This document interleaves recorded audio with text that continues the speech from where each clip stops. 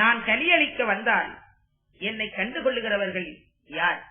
எனக்கு ஆளுகின்ற மக்கள் எப்படி இருப்பார்கள்?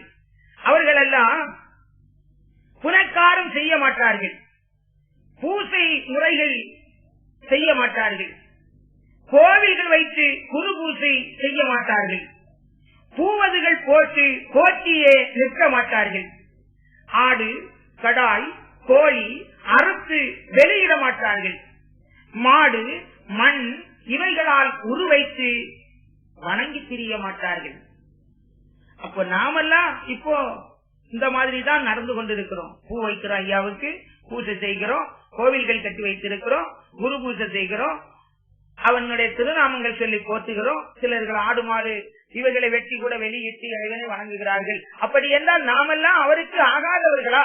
அப்படி என்று நமக்கு என்ன தோன்றும். ஆனால் இந்த நிலையை விட்டு இன்னும் சில படிகள் மேலே வர வேண்டும். சரிகை சிரிகை யோகம் ஞானம். இப்பொழுது நாமல் செய்து கொண்டிருப்பதெல்லாம் சரிகை கிரிகைக்குள்ளாகவே அடங்கிவிடும். யோகம் தவம் செய்து தவத்தால் ஞானத்தை பெற வேண்டும், அவரை கண்டுகொள்ளலாம். அது எப்படிப்பட்டவர்கள்? அதையும் தொடர்ந்து சொல்லுகின்றார். என் பேரு சொல்லி யாதொருவர் வந்தாலும் அன்போடு அவரை ஆதரிக்கின்ற பேர் யாரோ அவர்கள் என்னை கண்டுகொள்வார்கள். இறப்போர் முகம் பார்த்து ஈவதுவே நன்றாகும்.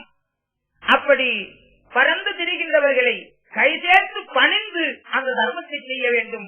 அவர்கள் எனக்கு உகந்த மக்கள். என் பேரால் திருமுத்திரி இட்டவர்கள் எனக்கு ஆகும் மக்கள். அன்போராய் வாழ்ந்தாலும் அறிவும் நினைவும் ஒன்றாக வேண்டும். ஒன்றாகுகின்ற நிலையிலே நாம் வந்தோம் என்ற நாமம் அது கேட்டவுடன் அவர்கள் தாம் வந்து வேடமிடுவார்கள். அந்த மக்கள் எனக்காகும் மக்கள். அல்லாமலும் மாமுனியே, எல்லா அமைப்பும் ஏறவே விட்டகுறை. அது எச்சாதி காட்சோ அச்சாதி எல்லாம் நன்றாகும். அவர்களும் எனக்கு உகந்தவர்கள் தான். யாராக இருந்தாலும் அவர்களுக்கு எல்லாம் ஈந்து இறங்கி இருப்பவர்கள் எனக்கு உகந்த மக்கள். அப்படி தர்மம் செய்கிற போது அந்த தர்மம் செய்கிற நண்பர்களை ஆதரித்திருக்கிறார்களே, உதவி செய்கிறார்களே, அவர்களும் எனக்கு உகந்த பேர்கள். தாழ்மையாய் வாழ்ந்த சாதி நன்றாகும்.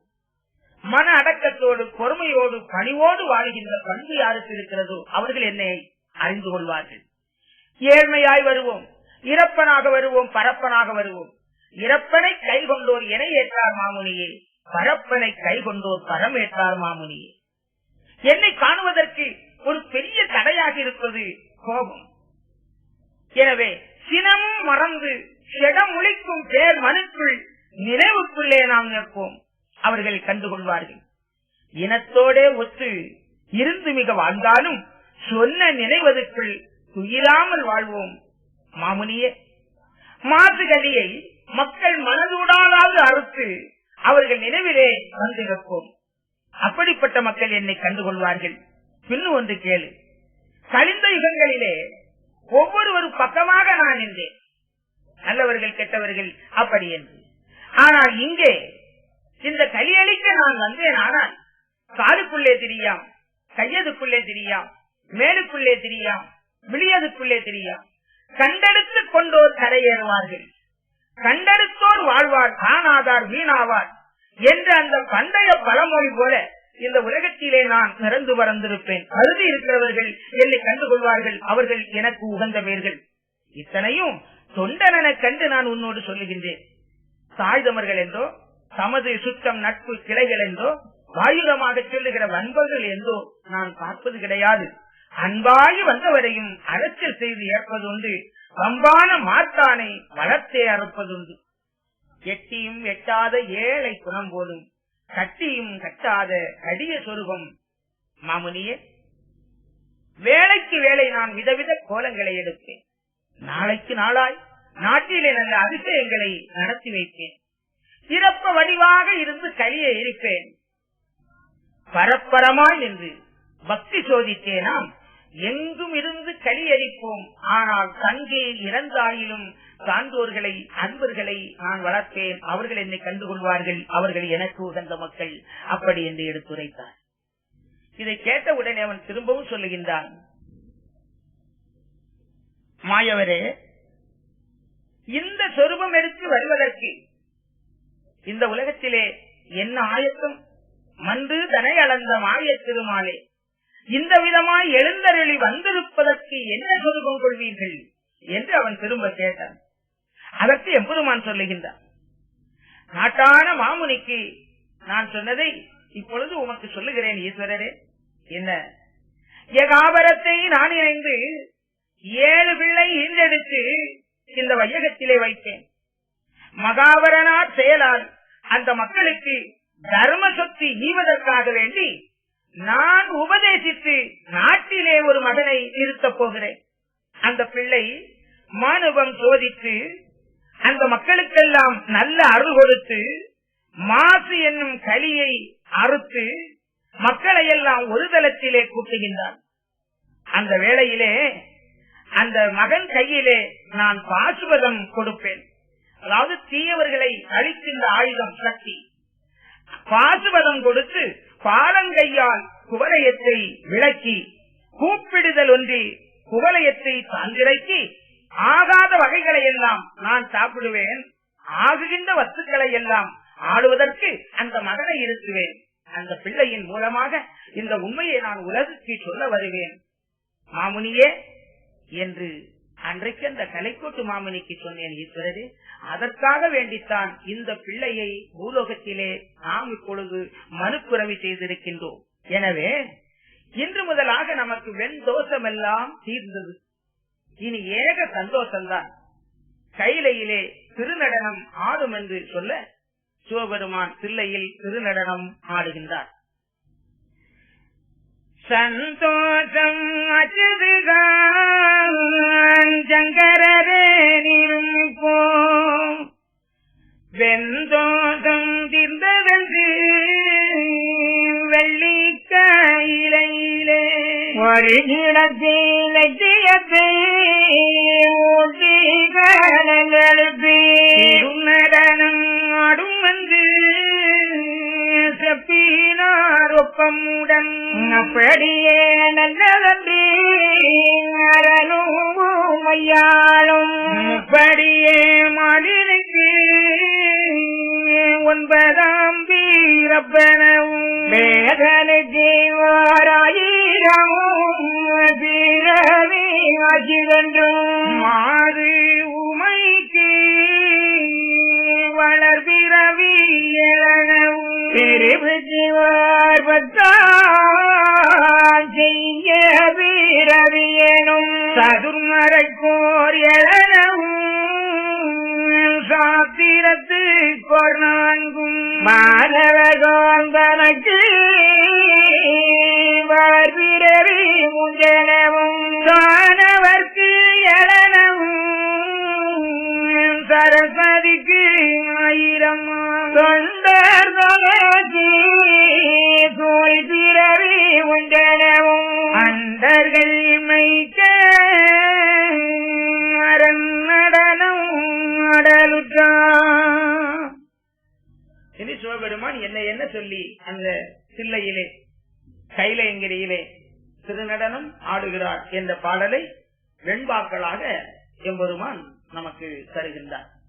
நாதன் முறையார்க்கு நற்பிறவி 110 வேதந்தனக்கு பிறவி 1000 வெண்டரள மாதுக்கும் 1000 மாதுமைக்கு ஓரேலாம் சீதுக்கு 10 செப்பு இந்திரக்கு 3 இறையவர்க்கு 7 சந்திரக்கு 1 காற்று நன்றியுள்ள மறையதுக்கு 1 மானமுள்ள தொண்டருக்கு இறப்பு பிறப்பில்லா பேரன்று இயம்பூ என்று இவைகளெல்லாம் இப்படியே வந்ததன்று ஒன்றியுள்ள சித்தாதி ஓதினான் பண்டையுள்ள காவடத்தை மேவிடத்தி கோவிடத்தில் ஓமிடத்தி நாவிடத்தி பூண்டு ஆடினான் கண்ணால் முளைத்த கற்களையும் தான் வாங்கி பின்னாலே ஓர்கணை பேரி பின்னாலே பேருங்கணையதினால் பெரும்புவியெல்லாம் தோன்றி சேரும் கனிவயதான் சென்றதோ வானத்தளவில் வளர்ந்த கம்ப தன்னருளான் சேனை சகம்படைத்த செல்வமோ மானத்த மாகலியின் எதுவினால் வாழ்விலங்கு யூகமும் போக தருணம் வந்து பூண்டினதி போது. பெருமானும் நாராயணமூர்த்தியும் பேசிக் கொள்கிறார்கள். இப்பொழுது ஒரு பிள்ளையை இந்த பூலோகத்திலே பிறவி செய்தோமே, அது எதற்கு தெரியுமா? ஒரு சமயம் கலைக்கோட்டு முனிக்கு இப்படி ஒரு பிள்ளையை பூலோகத்திலே பிறவி செய்வேன் என்று நான் சொல்லி இருந்தேன். யகாபரத்தை நான் இணைந்து 7 பிள்ளை ஈன்றெடுத்து மகாபரனார் செயலால் மக்களுக்கு தர்ம சொத்து ஈவதற்காக வேண்டி நாட்டிலே நான் ஒரு பிள்ளையை பெற்று உபதேசித்து வைப்பேன். மாசு கலியறுத்து மக்களையெல்லாம் ஒரு தளத்திலே கூட்டி அப்பொழுது காசு பதம் கொடுத்து அந்த பாலங்கையாலேயே குவலயத்தை விளக்குவேன். நஞ்சையெல்லாம் நான் அள்ளி உண்டு நற்பாலை ஆள வைப்பதற்காக வேண்டி அந்த பிள்ளையை நான் பூலோகத்திலே நிச்சயித்தேன் என்று சொல்லி வந்தேன் ஈஸ்வரரே. அதற்காகத்தான் இப்பொழுது நாம் இந்த பிள்ளையை பூலோகத்திலே பிறவி செய்திருக்கின்றோம். எனவே இன்று முதலாக கலி என்ற பீடை, கலியினால் ஏற்பட்ட தொல்லை எல்லாம் தீர்ந்தது. இனி ஏக சந்தோஷம்தான். எனவே ஆனந்த கூத்து ஆடுங்கள் என்று சிவபெருமானிடத்திலே சொல்ல, சிவபெருமான் கைலையிலே திருப்பாடல்களை பாடி திருநடனம் ஆடுகின்றார். முதலாவது பிறவி கணக்குகளை சொல்லி பாடுகின்றார். நாதன் முறையாருக்கு நற்பிறவி ஒன்று வத்தான். நாதத்திலே விளைந்த நாராயணம். நாதவிந்துகளாதீனமோ நமோ. எங்கும் ஒளிமயமாக இருக்கின்ற அந்த இறைவன் நாராயணன் இந்த உலகத்திலே பிறவி எடுத்தது 10 பிறவிகள். சங்குக்கு உள்ளிருந்து வந்தேன் இந்த வையகத்தில். சங்குக்குள்ளிருந்து ஓசை நாதம்தான் வரும். எனவே ஐயா சொல்லுகிறார், நான் நாதமயமானவன். அவர் இந்த யுகவர சோதனைக்காக வேண்டி உலகத்திலே பிறந்த பிறவி 10. அவரோடு பிறந்த தேவர்களுக்கும் 10 பிறவி. வேதனாகிய பிரம்மதேவருக்கு 1000 பிறவி.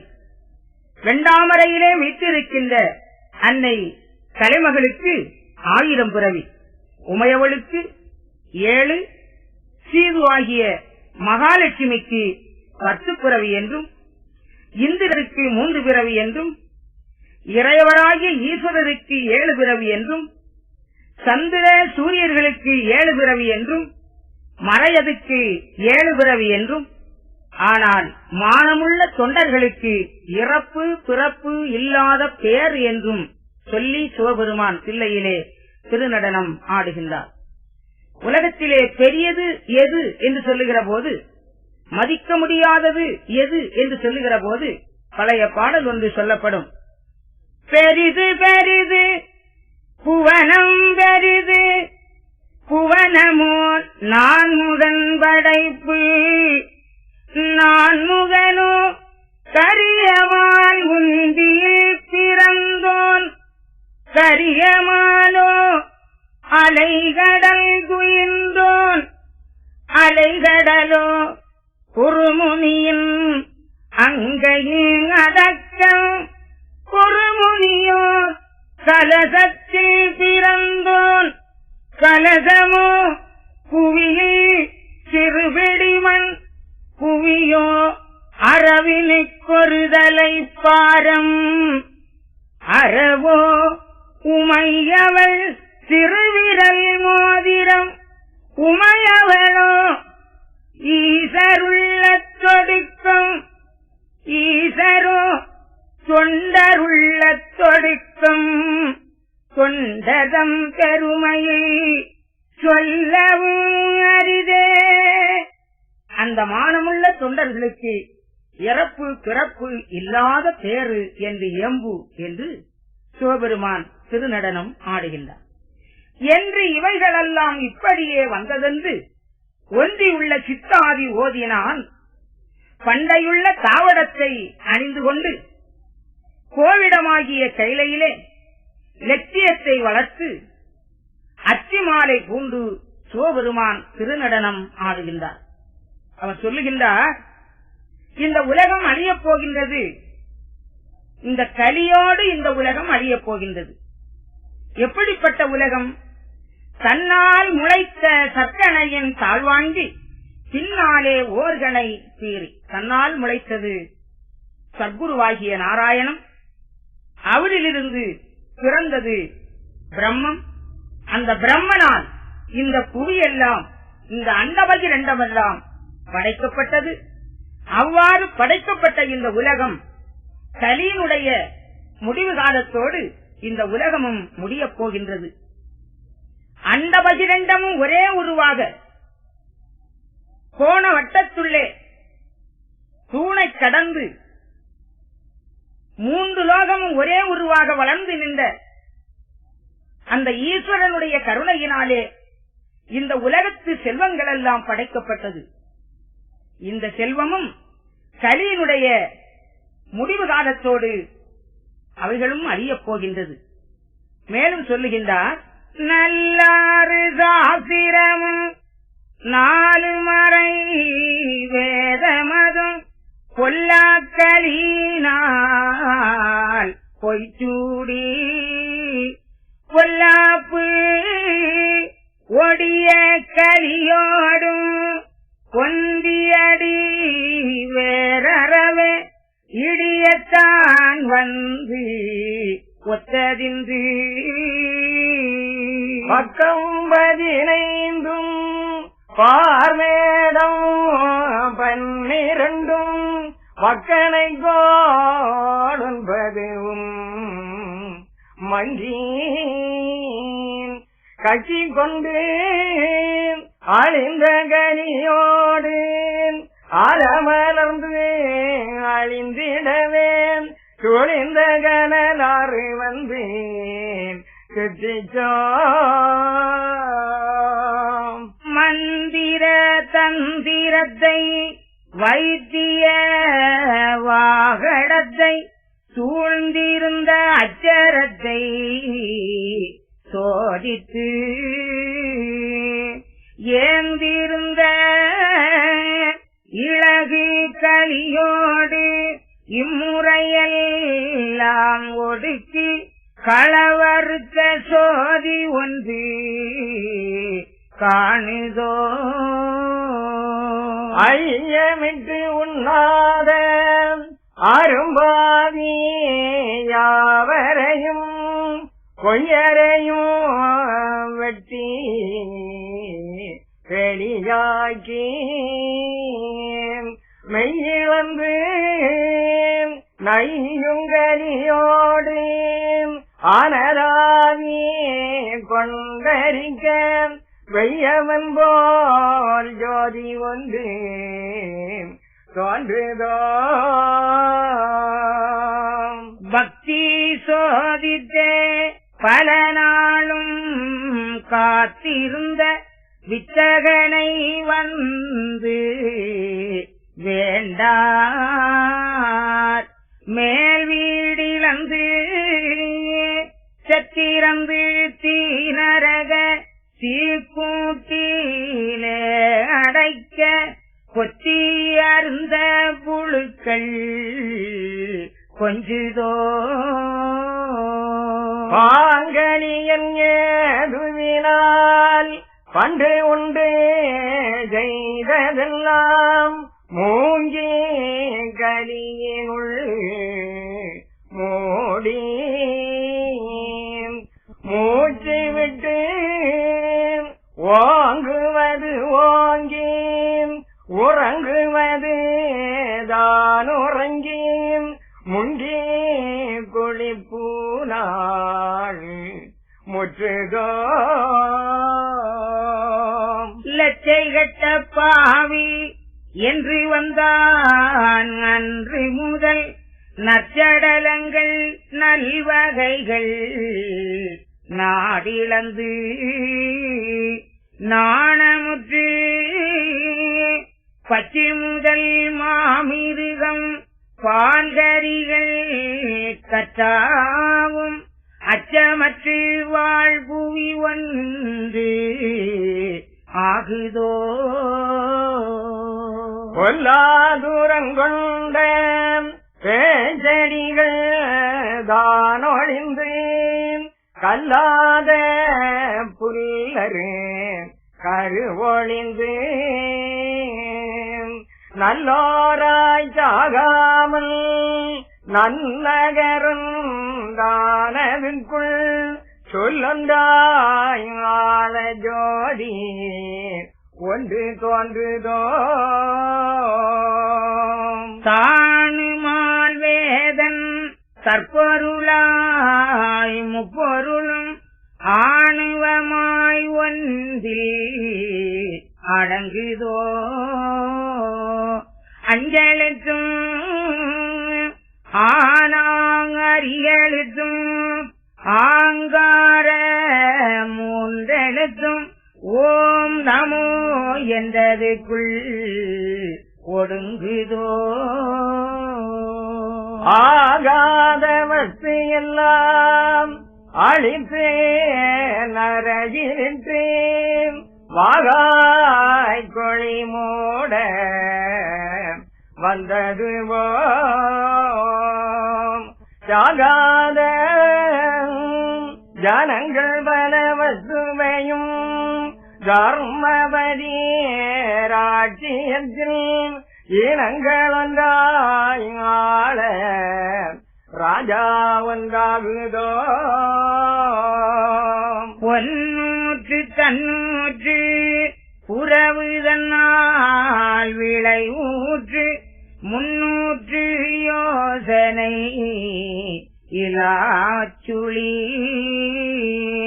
பன்னூற்று பாலூற்று மேலூற்று சேலூற்று வாலூற்று மாலூற்று மாபதியின் வாழ்வு இதாகுதோ செப்பத்த பொன்னும் சிவமேடை சிங்காசனமும் முப்பஞ்சேரண்டரமும் வாங்குதோ ஒப்பற்ற ஓதருவும் ஒன்றதுக்குள் வாராதனை தருங்கள் சேர்பதினாயிரத்தன் சேருதோ தெருக்கெழ்பதினாயிரத்து என் செந்திருமால் வாழ்வதிக்கு குறுக்கள் விஞ்சைதானொன்று கூறுதலோ மறுக்கள் மாறாமல் வாழ்வதிக்கு மனம் கொடுத்து நிற்பதெல்லாம் வேறார்களும் வரிக்க வேண்டுமோ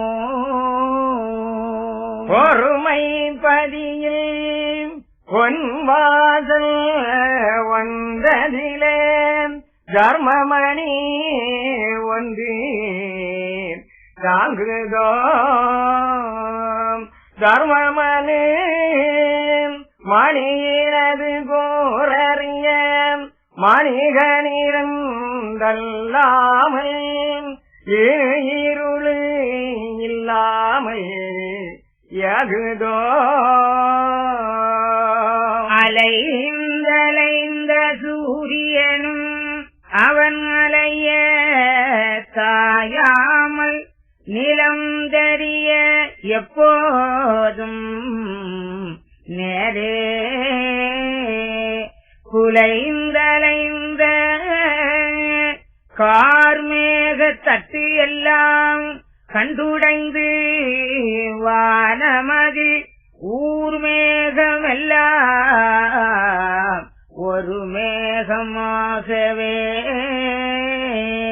தோணிக்க சிந்தை துலங்கி வெளியே காட்டுமல்லால் காணிக்கை என்ற இறை காணாதோ